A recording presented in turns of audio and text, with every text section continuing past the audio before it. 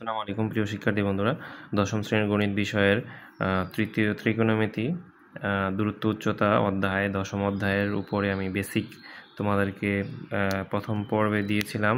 সূত্র মান নির্ণয় কিভাবে করবে, ডিগ্রিগুলোর মান কিভাবে বের করবে। তো আজকে আমি 17টা সূত্র সহজে কিভাবে মুখস্থ রাখা যায় সেটা আমি তোমাদেরকে দেখাবো। সো দেখো, প্রথমেই হচ্ছে 3টা ভাগে ভাগ করে নেওয়া যায়।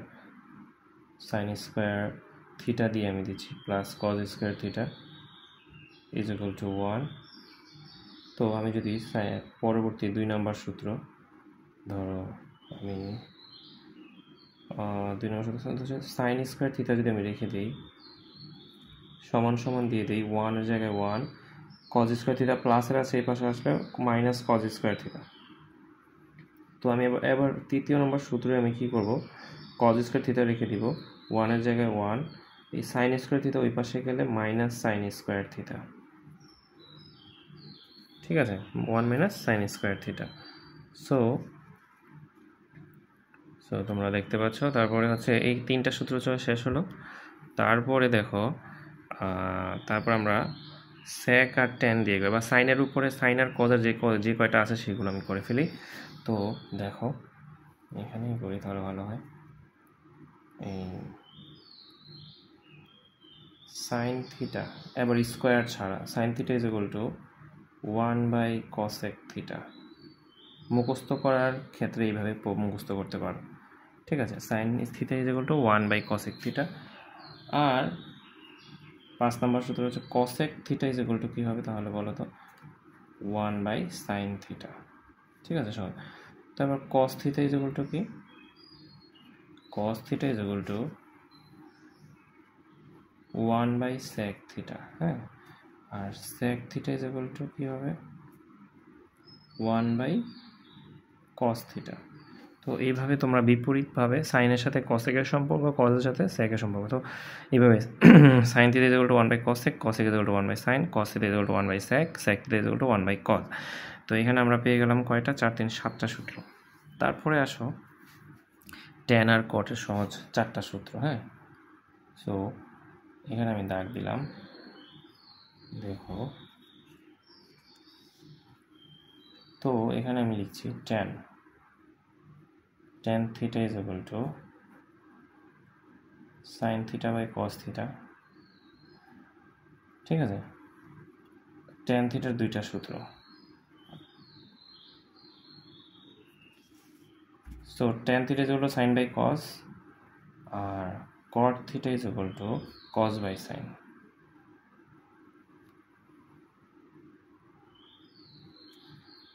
Tan theta is equal to sine by cos, cot theta is equal to cos by sign.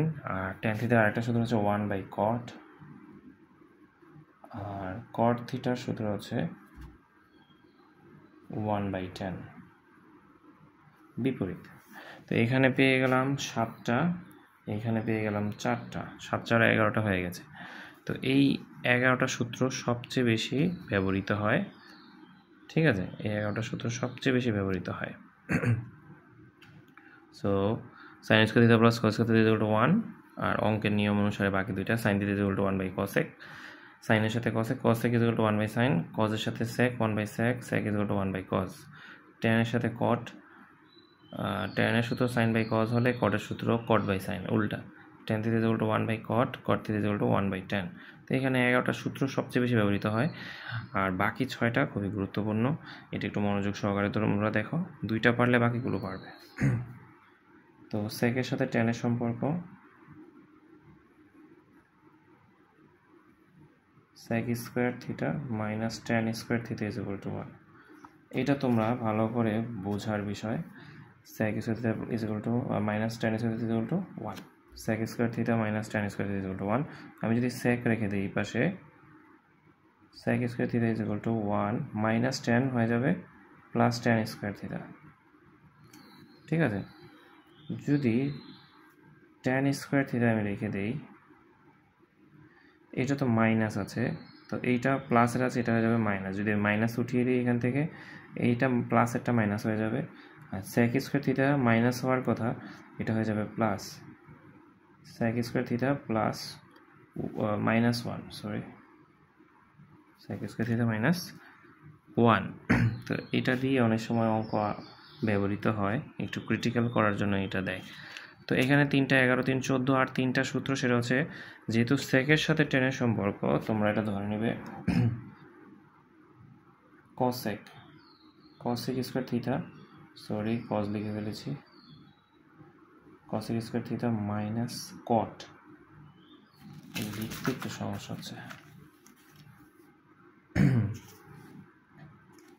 cot square theta is equal to 1, cosec square theta minus cot square theta is equal to 1। ঠিক আছে, তো আমি যদি cosec square theta রেখে যাই সমান সমান 1 plus cot square theta. ঠিক আছে, cosec স্কয়ার হলো 1 প্লাস cot স্কয়ার থিটা। আর যদি cot স্কয়ার থিটা রেখে দেই, এইটা ছিল প্লাসের ওই পাশে গেলে মাইনাসের হবে, কিন্তু এখানে মাইনাসটা আমি উঠিয়ে দেওয়ার কারণে cosec হয়ে যাবে প্লাসের, cosec স্কয়ার থিটা মাইনাস 1।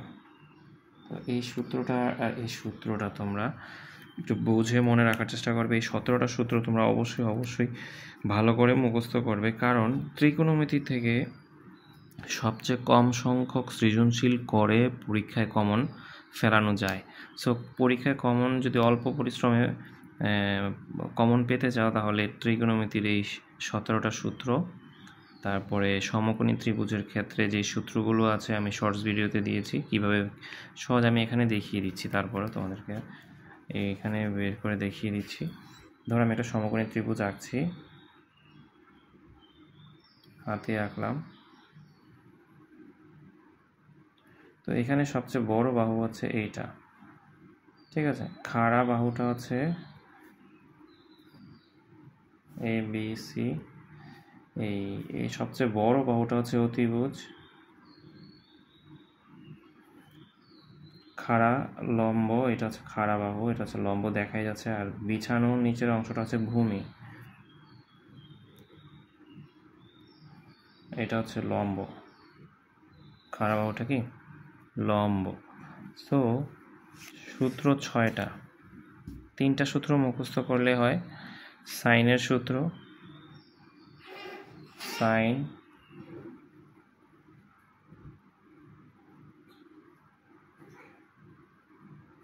লম্ব বাই অতিভুজ, সাইন হচ্ছে লম্ব বাই অতিভুজ, কসেক হচ্ছে সাইনের উল্টা, কসেক হচ্ছে সাইনের উল্টা, অতিভুজ বাই লম্ব। তাহলে একটা পারলে আমরা 2টা সূত্র মুখস্থ হয়ে গেল। কসেক, তারপরে কজ হবে, কজের সূত্র হচ্ছে যেহেতু লম্ব বাই অতিভুজ, কজ হবে ভূমি বাই অতিভুজ।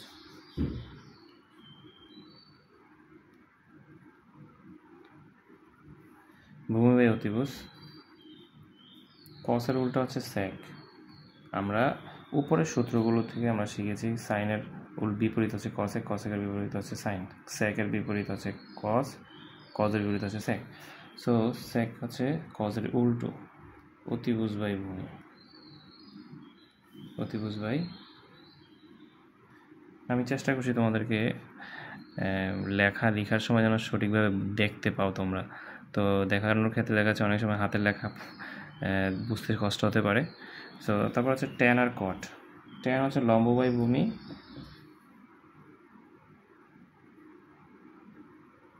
লম্ব বাই ভূমি, আর কট হচ্ছে ভূমি বাই লম্ব।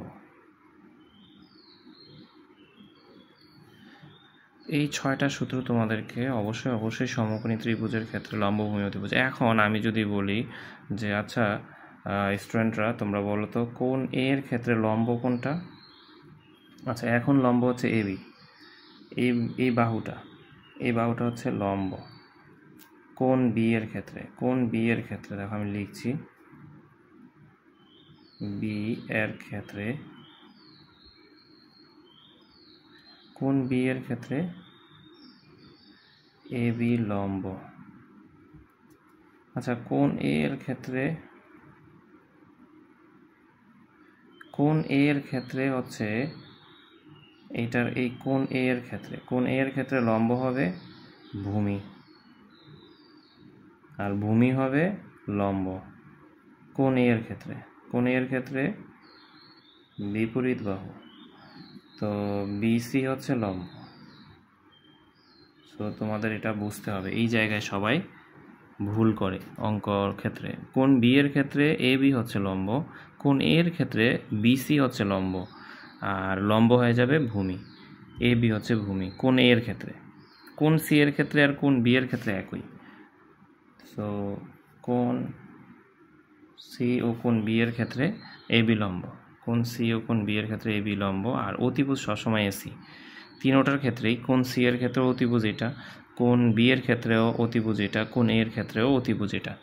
অলওয়েজ অতিভুজ, সবচেয়ে বড় বাহুটা, সমকোণী ত্রিভুজের সবচেয়ে বড় বাহুটাই হচ্ছে অতিভুজ, এটা মনে রাখবে। সো এসি অতিভুজ এটা সকল ক্ষেত্রে। সো আশা করি তোমরা বেসিক এখান থেকে যথেষ্ট ধারণা পেয়েছো। ঠিক আছে, তো ত্রিকোণমিতির এই 17টা সূত্র, সমকোণী ত্রিভুজের ক্ষেত্রে 6টা সূত্র, এবং এই জায়গাটা বোঝার একটা যে বিষয়, তো তোমাদের হচ্ছে তা আমি পরে আমি একটা জিনিস, ছোট্ট একটা অঙ্ক সমকোণী ত্রিভুজ একে তোমাদেরকে অঙ্কের মাধ্যমে বুঝিয়ে দিচ্ছি, তাহলে তোমরা সহজে বুঝতে পারবে। আমি এটা এখানে রাখছি, এই জায়গাটায় রাখছি, আর আছে এটাকে একটু সামনে নিয়ে আসছি। আমি একটা আঁকি, সমকোণী ত্রিভুজ আঁকছি।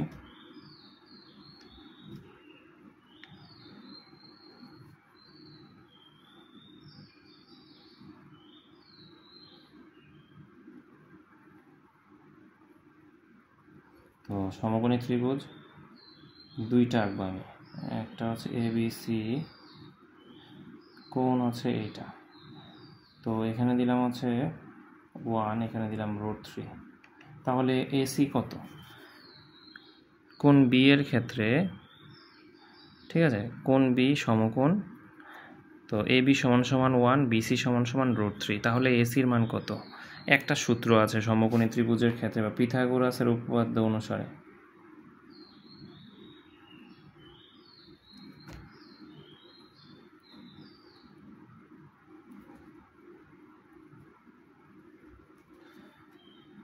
একটাই সূত্র, অলওয়েজ অতিভুজ স্কয়ার ইজ ইকুয়াল টু লম্ব স্কয়ার প্লাস ভূমি স্কয়ার। অতিভুজ স্কয়ার ইজ ইকুয়াল টু লম্ব স্কয়ার প্লাস ভূমি স্কয়ার। তো এখন আমাদেরকে বের করতে বলেছি কি প্রশ্নে, এসির মান কত? এসির মান কত? তার মানে হচ্ছে এটা হচ্ছে অতিভুজ, সবচেয়ে বড় বাহুটা অতিভুজ, লম্ব এ বি, বিসি হচ্ছে ভূমি। তো অতিভুজ বের করতে বলেছে, অতিভুজের মান আমাদের কাছে নেই, এসি অতিভুজের মান হচ্ছে এসি, লম্ব হচ্ছে এ বি, বিসি হচ্ছে ভূমি। কেন? কোণ বি সমকোণ, প্রশ্নে লেখা থাকবে কোণ বি যদি সমকোণ, কোণ বি সমকোণ, এ বি 1, বিসি √3 হলে এসি এর মান কত? বা এটা এমসিকিউ আসতে পারে, ক নং 2 নম্বরের জন্য আসতে পারে। আর এটা হচ্ছে কি, উদ্দীপকে যদি এই চিত্র দেওয়া থাকে তাহলে এটার উপর ভিত্তি করে এই 2 মার্কের উপর মানে পুরো সৃজনশীলটা চিত্রের উপর নির্ভরশীল। তো এই ছোট্ট অঙ্কটা যদি তোমরা না পারো তাহলে পুরো সৃজনশীল 10 মার্কই শেষ। সো এটা মনোযোগ দিয়ে বোঝার চেষ্টা করো, এটা বুঝলেই তোমরা এই অধ্যায়ের উপর অঙ্ক আনসার করতে পারবে ইনশাআল্লাহ। তো এসি কত? এসি নাই আমাদের কাছে মান, তো এসির জায়গায় এসি থাকুক। এবির মান কত? এবির মান হচ্ছে 1 হোল স্কয়ার প্লাস বিসির মান হচ্ছে √3 হোল স্কয়ার, রাইট? তো আমি আর এসি লিখছি না, এগুলো সব বাদ দিয়ে লিখতে হবে, আমি শর্টকাটে লিখছি। আচ্ছা লিখি, সমস্যা নেই। 1 কে স্কোয়ার করলে 1, √3 কে স্কোয়ার করলে রোট আর স্কোয়ার কাটা। কীভাবে রোট আর স্কোয়ার কাটা? এই রোটের মান হচ্ছে হাফ, এখানে স্কোয়ার মানে হচ্ছে 2 গুণ এই রোটটাকে এখানে নিয়ে আসলে 1/2, 2 কাটলে কী হয়ে যায়? এই রোট তো উঠে এখানে নিয়ে আসছি, ঠিক আছে, তো তাহলে শুধু 3 থাকে। তো এই প্রক্রিয়া আর কি, রোট আর স্কোয়ার কাটা আমরা বলি থাকি। তো এসি স্কোয়ার 3 আর 1 4। এখন আমাদেরকে তারা বলছে শুধু এসির মান কত, এখানে এসি স্কোয়ার আছে, তো স্কোয়ার উঠাতে হলে কি করতে হয়? তো স্কোয়ার উঠাতে গেলে আবার রোট দিতে হয়।